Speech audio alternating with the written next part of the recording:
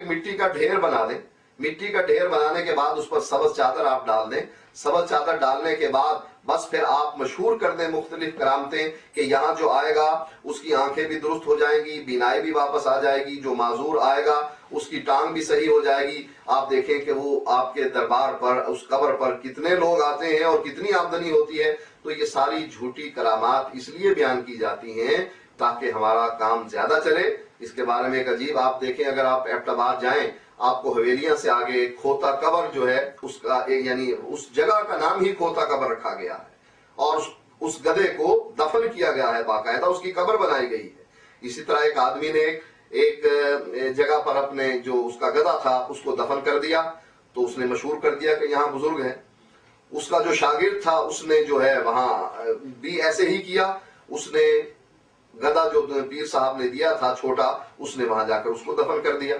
इसकी गद्दी जो है, जो बड़े पीर की गद्दी जो है वो ज्यादा मशहूर ना हुई, छोटे पीर की गद्दी ज्यादा मशहूर हो गई। एक दिन वो जाकर देखने लगे कि मेरे मुरीद जो है कम हो रहे हैं और उधर ज्यादा जा रहे हैं, आखिर में पूछूं तो सही कि यहाँ कौन से हजरत दफन है। जब वो गए तो देखा कि ये तो मेरा अपना मुरीद और शागिर्द यहाँ बैठा है। वो पूछने लगे कि यहाँ तुमने क्या दफन किया है। तो कहने लगा, हजरत आपने वहां क्या दफन किया है। कहा, वहां तो मैंने अपना गधा दफन किया है। कहा, जिस गधे का बच्चा आपने मुझे दिया था मैंने यहाँ दफन कर दिया है, लिहाजा आपका भी कारोबार चल रहा है, मेरा भी चल रहा है, मेरा जरा ऊंचा है, आपका जरा नीचे है। तो ये लोग कारोबार चलाने के लिए ये सब काम करते हैं। रेलवे की जमीन पर कब्जा करने के लिए लोगों ने जो स्लीपर होते हैं लकड़ी के, उसको जो है कपड़े में लपेट कर उसकी कब्र बना दी। जब वो कब्र खोदी गई, कहा ये मेरे बाप की कब्र है, इसको नहीं उखाड़ना। तो जब कब्र खोदी गई तो वहां लकड़ी के शैतीर निकले और स्लीपर निकले। तो ये लोग कारोबार चलाने के लिए इस किस्म का काम करते हैं, वरना हकीकत ये है कि ना कोई कब्र वाला इतनी ताकत रखता है। अल्लाह ताला ने कुरान मजीद में भी इसका जिक्र किया है कि ये जो कब्र में चले जाते हैं ये सुनने के काबिल नहीं है, ये बोलने के काबिल नहीं है। इनके अंदर तो मरने के बाद तो इंसान के अंदर सारी ताकतें खत्म हो जाती हैं। अगर वो वहां चारपाई पर भी पड़ा है, जब तक उसको उठाया नहीं जाएगा वो उठने के काबिल नहीं होता। ये अजीब बात है कि कब्र में जाते ही उसके अंदर इतनी ताकत और कुव्वत आ जाती है कि वो ब्लेड तोड़ देता है जो लोहे के बने होते हैं। तो ये कहानियां घड़ने का मकसद सिर्फ और सिर्फ जो है कारोबार है, जो इन्होंने दुकानदारी चमकाई हुई है दरबारों की सूरत में कि आमदनी का एक जरिया बना हुआ है, वरना इस्लाम का इससे कोई ताल्लुक नहीं। तो फिर उस रोड का स्ट्रेट आने के बजाय इस तरह कर्व आने की वजह क्या हो सकती है? बस ये तो देखने की बात है। मसलन बाज दफा आप देखते हैं कि रोड बनाने वाले देखते हैं कि यहाँ गहराई है, यहाँ पानी खड़ा है, यहाँ कोई और वजह है, लिहाजा यहाँ थोड़ा सा टर्न ले लिया जाए। ये टर्न आपको सिर्फ वही नजर आए हैं, आप यहाँ इस्लामाबाद में आए हैं, आप ये सब्जी मंडी है, सब्जी मंडी से आप जब आते हैं आगे आने के बाद आप देखते हैं कि बहुत ज्यादा टर्न में दो जगह पर इतना होता है कि गाड़ी के उलटने का खतरा होता है। अब वहां कौन सा बाबा आ गया और उस सड़क को क्यों तब्दील कर दिया गया। तो बाज वजूहात होती हैं सड़क को उसका रूट बदलने की, रुख बदलने की, कि यहां से नहीं लेकर जाओ, आगे से लेकर जाओ। फर्ज करो अगर कब्र भी आ गई है तो बाज जगह पर कब्र की वजह से भी सड़क को बदल दिया जाता है कि कब्र की बेहुरमती ना हो। लेकिन ये कहना कि कब्र वाले के डर की वजह से सड़क का रुख बदल दिया गया है कि अगर हम यहाँ सड़क बनाएंगे तो ये ब्लेड तोड़ देगा, ये झूठ है। तो आपने कहा ये सब फायदे के लिए करते हैं, तो फायदा किसको होता है इस चीज से? जो दरबार बनाता है उसको फायदा होता है, जो गद्दी नशीन है उसको फायदा होता है। यानी यहाँ झगड़े होते हैं दरबार पर कि ये दरबार किसकी मलकियत है।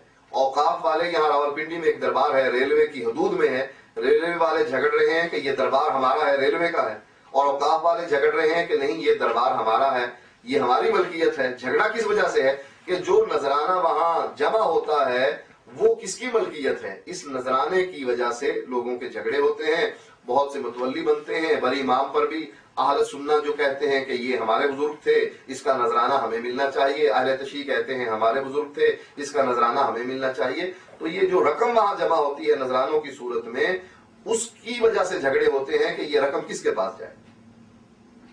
तो आपका मकसद अभी जैसे महकमा औकाफ के हाथ में है तो उसका सारा फायदा महकमा औकाफ उठा रहा है। हाँ, यानी ये महकमा औकाफ फायदा उठा रहा है इसका। इस्लाम में तो कब्र परस्ती की इजाजत है ही नहीं, दरबार बनाने की इजाजत है ही नहीं। नबी अकरम सल्लल्लाहु अलैहि वसल्लम ने हजरत अली से कहा था, अली चलाओ जो कब्र ऊंची नजर आती है उसको गिराकर बराबर कर दो। हजरत अली ने अपने शागिर्द से कहा कि जो काम अल्लाह के नबी ने मेरे जिम्मे लगाया था वही काम मैं तुम्हारे जिम्मे लगाता हूँ, जो भी कब्र तुम्हें ऊंची नजर आती है उसको गिराकर बराबर कर दो। मोहम्मद बिन अब्दुल वहाब ने सऊदी अरब में मदीने में हर उस कब्र को जो ऊंची थी या जिस पर मजार बनाया हुआ था सबको गिराकर बराबर कर दिया। बर्रे सगीर में उस वजह से बहुत शोर शराबा हुआ। तहरीक खिलाफत वाले इंडिया से गए पाकिस्तान में, यानी ये उलमा वक्त बनाकर अब्दुल अजीज के पास पहुंचे जो वहां के बादशाह थे, और कहने लगे आपने हमारे दरबारों की बेहुरमती की है। तो अब्दुल अजीज ने उनको एक ही बात कही कि अल्लाह के कुरान या अल्लाह के नबी की हदीस से, कुरान की कोई आयत या नबी की कोई हदीस मेरे सामने आप बयान कर दें कि अल्लाह के नबी ने कब्र ऊंची करने या कब्र पर इमारत बनाने, दरबार बनाने की इजाजत दी हो या अल्लाह ने इजाजत दी हो। ये तो मिट्टी और गारे और पत्थर के मजार तुमने बनाए थे, मैं सोने और चांदी के मजार बना देता हूँ। ये उलमा का पूरा वफ्द मुंह लटका कर वापस आ गया, कोई इनके पास जवाब नहीं बन पड़ा। इस्लाम में तो कब्र परस्ती की इजाजत भी नहीं। अब देखिए अहमद रजा खान साहब हैं, अहमद रजा खान साहब ने अपनी किताबों में ये लिखा है, जब उनसे ये सवाल किया जाता है कि कब्र पुख्ता बनाई जाए या कच्ची रखी जाए, तो कहने लगे मेरे वालिद की कब्र देख लो कच्ची है। उनके मजहब में भी कब्र को पुख्ता करना जायज नहीं। अल्लाह के नबी ने कब्र को पुख्ता करने से मना फरमाया है, कब्र पर मजावर बनकर बैठने से मना फरमाया है, कब्र पर लिखने से मना फरमाया है, कब्र पर इमारत बनाने से मना फरमाया है। इस्लाम तो इस कब्र परस्ती से मना करता है, लेकिन हमने अपना एक मजहब बनाया हुआ है अलहदा कि जिसमें कब्र परस्ती की आम इजाजत है। वहां आप देखते हैं अगर बड़े इमाम पर या गोरडे के दरबार पर अब कभी जाएं आप, वहां लोग सजदे भी करते हैं, रुकू भी करते हैं। हमारे पास वीडियोस मौजूद हैं जिसमें लोग सजदे करते हुए दिखाए गए हैं, रुकू करते हुए, चूमते हुए दिखाए गए हैं। हालांकि सजदा करना अहमद रजा खान साहब के मजहब में भी हराम है। गैरुल्लाह को, कब्र को सजदा नहीं किया जा सकता, लेकिन लोग करते हैं। तो ये तमाम काम ये असल में शिर्क के अड्डे बने हुए हैं, और उस वक्त तक इस्लाम किसी मुल्क में नहीं आ सकता जब तक कि ये कब्रें पूजी जा रही हैं और दरबार इस किस्म के मौजूद हैं। जब अल्लाह की सरजमीन पर अल्लाह के साथ लोग शिर्क करने लग जाएं, उस वक्त ये कहना कि किसी मुल्क में इस्लाम आ जाएगा, उस वक्त तक इस्लाम नहीं आएगा जब तक ये कब्र परस्ती और शिर्क परस्ती मौजूद हो। यानी जितने भी मज़ार हैं पूरे मुल्क में, क्या पूरी दुनिया में, मशहूर हस्तियाँ हम सुनते हैं, जो बड़ी बड़ी नाम सुनते हैं, ताता दरबार है, शहबाज नूरानी नूर है, इस तरह के जितने भी दरबार हैं वो सब एक तरह से देखा जाए तो फायदा कमाने के जरिए, कारोबार का जरिया है। इसमें यानी इस्लाम ने इसकी इजाजत नहीं दी है कि आप लोग इस तरीके से कब्र को पुख्ता करें, इमारत बनाएं। ये सब कारोबार चमकाने के लिए। जितने पूरे मज़ार हैं पूरी दुनिया के अंदर, वो सारे जो हैं एक तरह से कमाई के जरिए, कमाई का जरिया है। और कब्रों में कोई ऐसी करामत है, कोई ताकत नहीं है, कोई ताकत नहीं है। जब आदमी फौत हो जाता है उसके अंदर से ताकत सलब कर ली जाती है।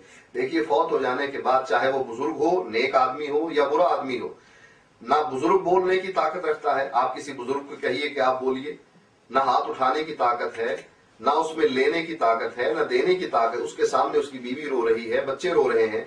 कभी आपने देखा कि कोई बुजुर्ग उनको दिलासा देकर कहे कि ना रो, मैं जिंदा हूं, मेरे अंदर बहुत सी ताकत जमा हो रही है। लिहाजा यानी जब आदमी मर जाता है उसके अंदर से सारी ताकतें सलब हो जाती हैं, सुनने की, देखने की, पकड़ने की, चलने की। अल्लाह ताला कुरान मजीद में बयान फरमाता है, क्या इनके हाथ हैं कि जिनसे ये पकड़ते हैं? क्या इनके पांव हैं कि जिन पांव से ये चलते हैं? क्या इनकी आंखें हैं कि जिन आंखों से ये देखते हैं? क्या इनके कान हैं कि जिनसे ये सुनते हैं? यानी ना उनमें समात है, ना उनमें बसारत है, न चलने की ताकत है, न पकड़ने की ताकत है। जब सारी ताकतें खत्म हो जाती हैं, बंदे को जमीन में दफन कर दिया जाता है, मिट्टी में डाल दिया जाता है, कब्र बना दी जाती है। लिहाजा ये अकीदा रखना कि कब्र में जाने के बाद उनके पास माफौकुल फितरत ताकतें आ गई हैं, ये सब झूठ है। तो जितने भी दुनिया जाती है कि सलाम पेश करने या इनके अकीदे जितने ईमान है, तो वो शिर्क का है। हाँ, यानी जो लोग सलाम करना शिर्क नहीं है। मसलन अगर आप कहें कि आप कहाँ जा रहे हैं सलाम करने, अगर सलाम का माना क्या है, अगर आप सलाम का माना ये लेते हैं कि मैं जाकर अस्सलाम वालेकुम कहूंगा और वहां से वालेकुम अस्सलाम का जवाब आएगा, तो ये नजरिया तो बिल्कुल गलत है। अगर आप जाते हैं, नेक आदमी है जो फौत हो चुका है, उसका अकीदा सही है, वहां जाकर उसके लिए दुआ करते हैं, तो ये हदीस से साबित है कब्रिस्तान में जाना, मुर्दों के लिए दुआ करना। लेकिन अगर आप कब्रिस्तान में दरबार पर जाकर उनसे मांगते हैं कि तू दे दे, जैसा कि यहाँ लाहौर में अली हजवेरी का दरबार है जिनको दाता कहा जाता है। हमारे जर्नैल ज़ियाउल हक भी वहां जाया करते थे लाहौर में, तो कहा करते थे कि मैं दाता की नगरी में आया हूं। ये नगरी दाता की नहीं है, ये अल्लाह की नगरी है, अल्लाह ने ये दुनिया बसाई है, दाता में ये ताकत नहीं है। और दाता अली हजवेरी के बारे में ये कहा जाता है, अगर तू ना देगा तो कौन देगा। अब वो दाता क्या देता है? अगर वाकई दाता में देने की ताकत है तो जो वहां मलंग बैठे हुए हैं वो लोगों से क्यों मांगते हैं, दाता से क्यों नहीं मांगते? लिहाजा ये नजरिया रखना ये शिर्क है कि अगर आप कब्र पर जाकर कब्र वालों से मांगे तब भी ये शिर्क बनता है। लिहाजा कब्र पर जाकर अगर आप दुआ करना चाहें नेक आदमी की कब्र पर तो दुआ की जा सकती है, लेकिन वहां से उनसे मांगना ये शिर्क है और इस्लाम में इसकी इजाजत नहीं। लोग जो समझते हैं उनको इतनी शफाएं हासिल होती हैं, जो करिश्मा उनको नजर आते हैं, तो वो क्या गलत होते हैं सारे? तो हिंदू भी यही कहते हैं कि हमारे मंदिरों में बुत जो है हमें शिफा देते हैं, तो बतलाइए वो गलत कहते हैं सारे? यानी ये लोगों के कहने की बात है शिफा। अच्छा, अगर शिफा इस तरह कब्रों से मिलती तो बतलाइए हुकूमत सेहत पर इतने पैसे क्यों खर्च कर रही है, इतने अस्पताल क्यों बना रही है? दरबार ज्यादा से ज्यादा बनाए, जिस पर एक दफा बनाने पर खर्चा आएगा। अस्पताल में डॉक्टरों की तनख्वाहें हैं, मेडिसिन खरीदनी पड़ती है, उनका इलाज होता है, उनको एडमिट करते हैं, उनके ऑपरेशन होते हैं, बेबहा पैसा लगता है अस्पताल में। हर इलाके में मुख्तलिफ दरबार बना दिए जाएं और कहे जाए कि यहाँ जाओ और इसमें शफा हासिल कर लो। क्या हुकूमत पागल है? लिहाजा उस दरबार के बारे में अगर हम ये अकीदा रखें कि वहां हमें शिफा मिलती है तो यही अकीदा हिंदुओं का है। वो कहते हैं मंदिर में जाकर हमें बेटा भी मिलता है, बेटी भी मिलती है और शिफा भी मिलती है।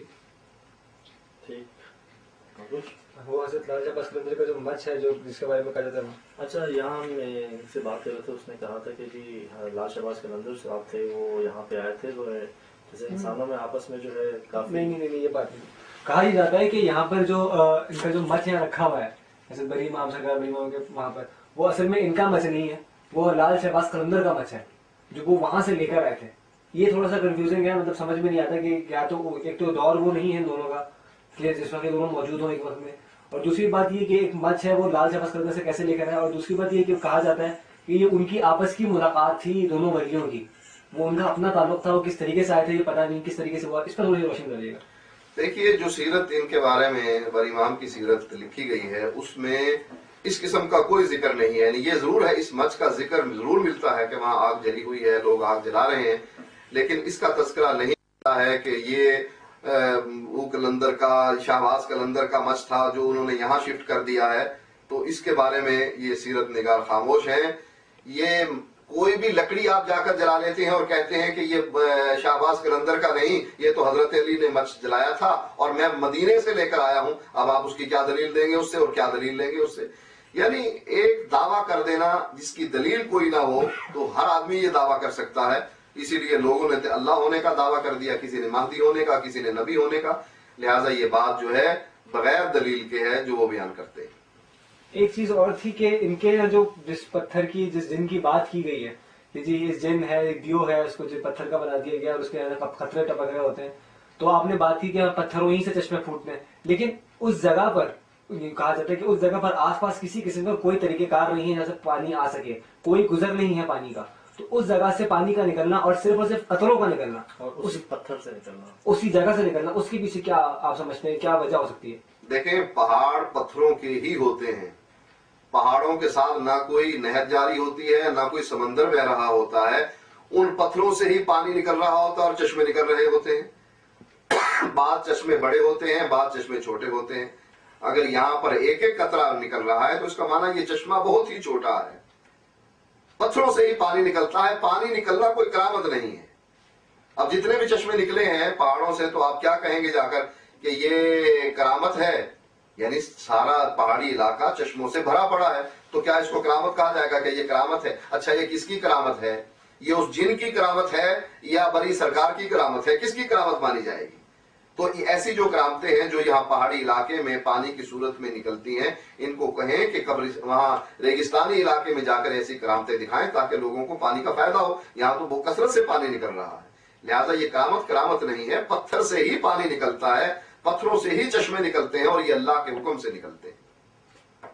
अच्छा, एक बात बताइएगा, दुनिया जहाँ से जो लोग आते हैं अपने अकीदे से, ठीक है, सब मुसलमान ही होते हैं, तो क्या ये सब कम मुसलमान का ईमान पुख्ता नहीं होता या कोई कमी रह जाती है इनकी नॉलेज में, जो ये इस तरह के सजदे करना, दुआएं मांगना, चले सजदे छोड़ दें, सिर्फ दुआएं मांगते हैं, जो उनका अकीदा होता है, भरोसा होता है कि यहाँ आएंगे हम, इनसे मांगेंगे तो ये हमें मिल जाएगा।